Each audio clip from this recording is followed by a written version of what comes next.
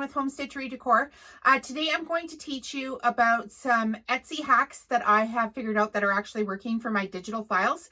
And so I'm just going to share with you some simple tips and tricks to get your digital files noticed on Etsy so that you can earn a passive income just like me, which is super cool because who doesn't want to be just like me? Seriously though, it's kind of fun, so I thought I'd share.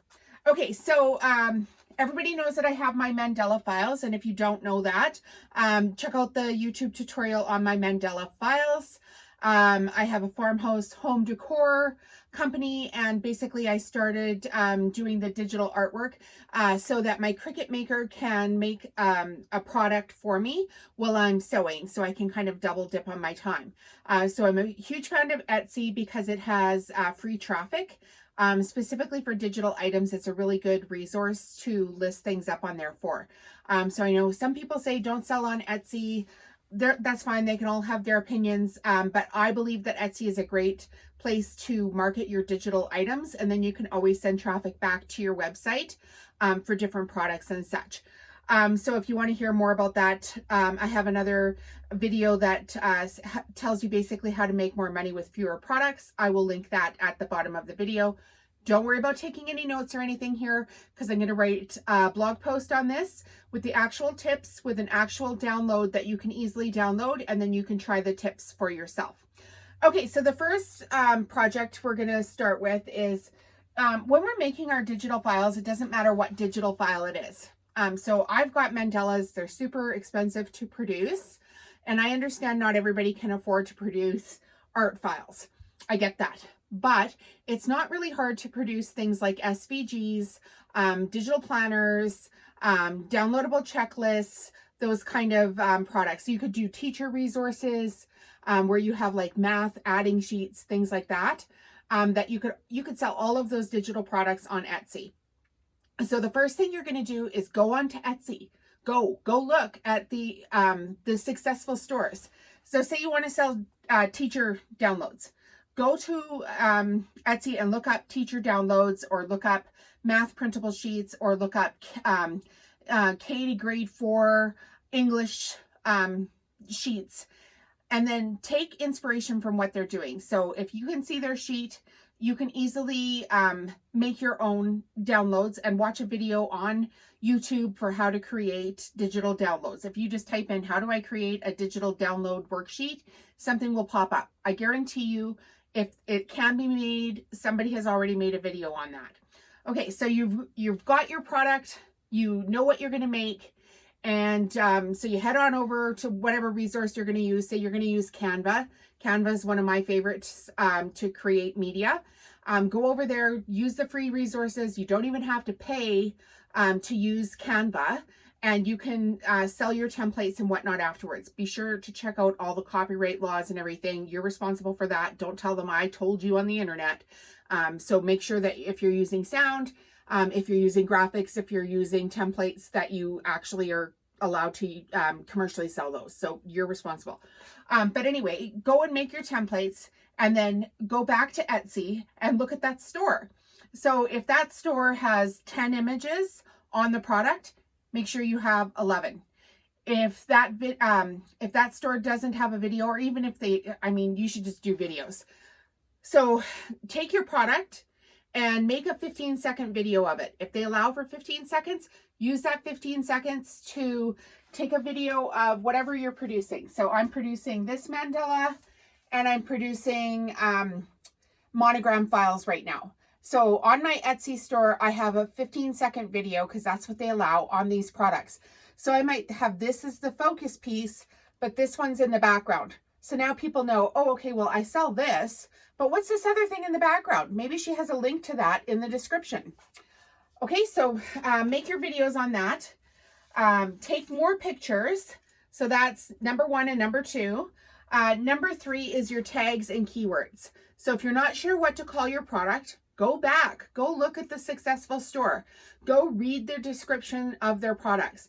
What words are they using in their products? Are they using math tutorials? Are they using teacher downloads? Are they using, like in my instance here, they're using like laser CNC files, or silhouette files, or cameo files, or Cricut files. go over there and grab the keywords. You can also use Google. Google has, oh gosh, what is it called now? Anyway, Google has a keyword finder. Just type in Google keyword finder and they have a free keyword finder that you could find for your product. So you just type it into Google and it's going to come down with a whole long list of keywords.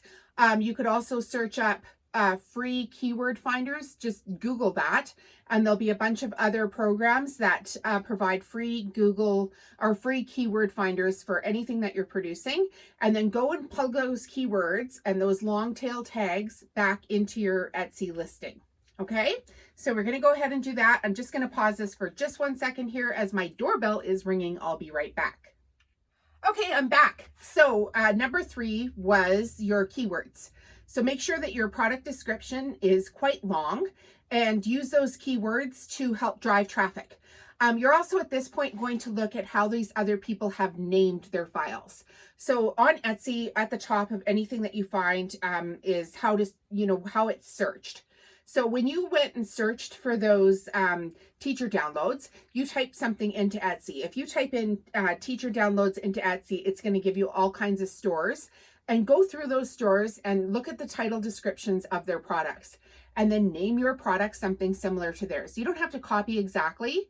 Nobody likes a copycat, but take inspiration, go look at several stores, and then go and name your product something similar so that when people are searching, you're kind of riding on the coattails of those other successful Etsy stores and get things going up that way. Okay, so another thing that I do with Etsy is anytime I list a product for sale on Etsy, I make sure that I take really good images of it in different formats. So you want to take a 1-to-1 ratio. If you're on your iPhones, it's easy to do. You just click at the top of the camera thing and it'll say ratio, and you can click 1-to-1, 1-to-3, or I think it's like 13-to-9 or something like that. So make sure that you take your square images of your products for your Etsy store and for your whatever e-commerce store that you're in.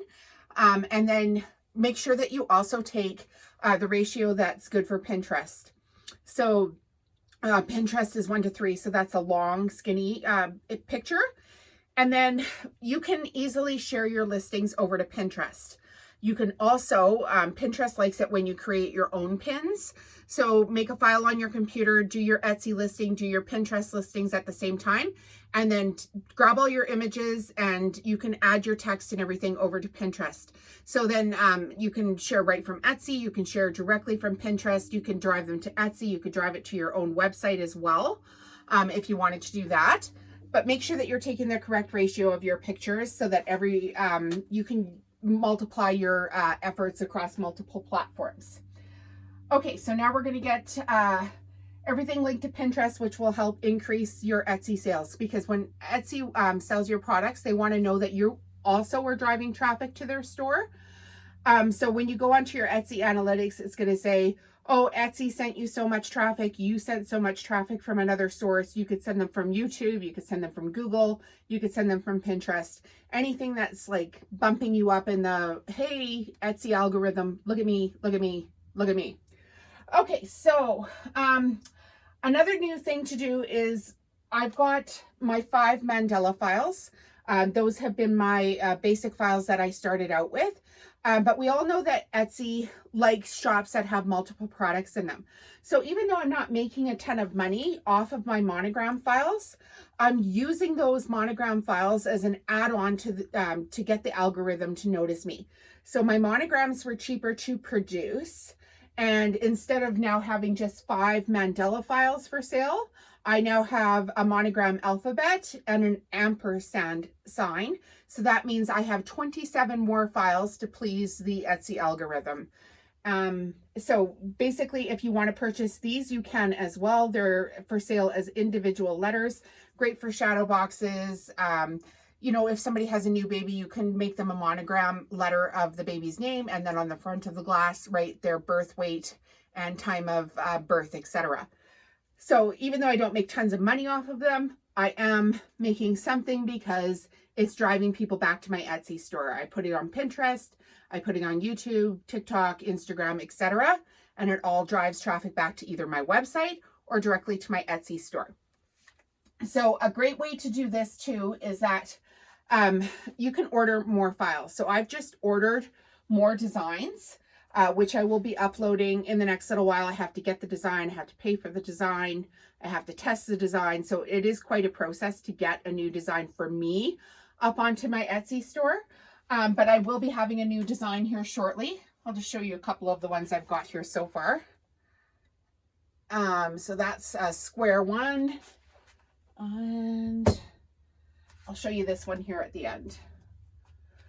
And because you can do these in multiple colors and watch the YouTube video on them, they're quite easily customizable to your own decor. So make sure you watch the YouTube tutorial so that you are having success. So now we're going to upload a new file. So when we upload a new file, we're telling Etsy, hey, go ahead and tell all those people that were following me before, I've got a new file. Tell the algorithm, this person is serious. They are providing value to our channel here. And by uploading their own videos, they're telling us that they want to be here and they're going to participate in our platform. So another trick to that is I try to upload my new products on Sundays.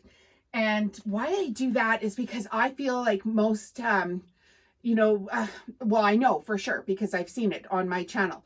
So on my YouTube channel, when I go and look at my analytics, it literally tells me that I have 100% women, usually between the ages of 55 and 64 that are looking at my channel.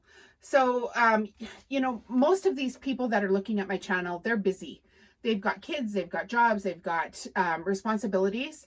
And on Sunday afternoons, when the whole hubbub of everything has calmed down, you're home from church or you're home from your soccer game for the day, people like to sit down after dinner and look for things on their phone. They scroll Pinterest more frequently on Sundays for me. They scroll my Instagram, they scroll my YouTube. Everything that happens for me usually happens more on a Sunday afternoon. So I try to have something coming out on a Sunday to drive more traffic over to my store. So I do upload on Sundays. And another trick that I've learned is to be cheaper. So everybody likes a deal. If somebody's product is $20 and your product is almost exactly the same and your product is $19, you will more likely get the sale. And so more sales at a cheaper price means less work for more money. So instead of having to produce at $20, I can produce 50 times the value at $19. And in the end, I've actually made more money doing that. Okay, so another trick that I just learned how to do, and it's worked fabulous for me. I don't know if it'll work for everybody, but I put all of these files up onto my Etsy channel and I put a significant ad spend on. I think it was like $5 a day when it first started. So I thought, that's going to be pretty good and people are going to get sales for me and it's going to be fine. But here's what happened. I produced some sales through sending traffic to my Etsy store. And I had my $5 ad spend. I have a video on it. I was going to do it for 30 days and it was just a total flop. I mean, it literally made no money. So I let Etsy sit for, I don't know, maybe about 2 months. And then I turned my Etsy ads back on, but I only turned them on for a $1 a day ad spend. So Etsy tells you that you should have your ad spend up for about 30 days for them to test out the algorithm and show, you figure out basically where they need to show your product to. So I figured, you know what, I'm not out any money anymore anyway. I have these files, I'm going to own them for forever. I'm going to do this repeatedly. So I'm going to figure out a system that works. So I changed my ad spend for 1 month to $1 a day. And I let the algorithm do its thing. I got a couple of sales, but I spent more money than I earned. Then after the 30 days of letting Etsy figure out the algorithm for where they were going to show my ads, I turned my ad spend up to $10 a day.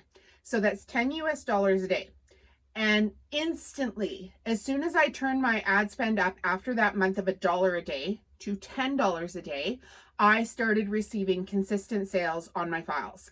So now I'm making anywhere between $5 and $20 a day on top of my ad spend. So I'm in the black, which is good on these files. And because they're selling consistently, that's also telling the algorithm now, hey, these will sell at the price point that she's put them on. So right now they're on sale. I think they're just going to be on sale for the next week and a half. I think it's $6 a file. They're normally $20, so I've put them on a significant discount. So they're cheaper than my competitors. But basically, I feel like I've tricked the algorithm into, you know, doing all that work for $1 a day. And then once I bumped up the budget, they were like, hey, we know where to show these ads to. Let's go with this. Let's roll with it. Because Etsy wants you to make money too. They're in it for the money. If you don't make any money, you're not going to be there. So they have to figure out the way that they're going to advertise your products in a way that you make some profit. Because if you're not making profit, nobody's going to spend any money on ads, and Etsy's not going to make any money. So they will do the work, and it's at basically very little risk to you. At $1 a day, I mean, that's a coffee. So, you know, yes, I lost $1 a day for 30 days, but now that I've bumped it up to $10 a day, I'm consistently making money. Okay, so basically that's it for my Etsy tips. I hope you guys got something out of it.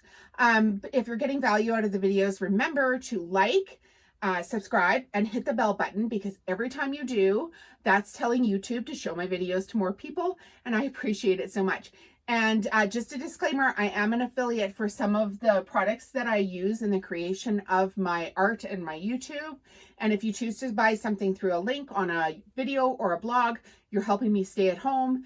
And if you want to know why I want to stay at home, watch my craft room tour right to the very end. And I have a surprise there at the end of that video for you guys.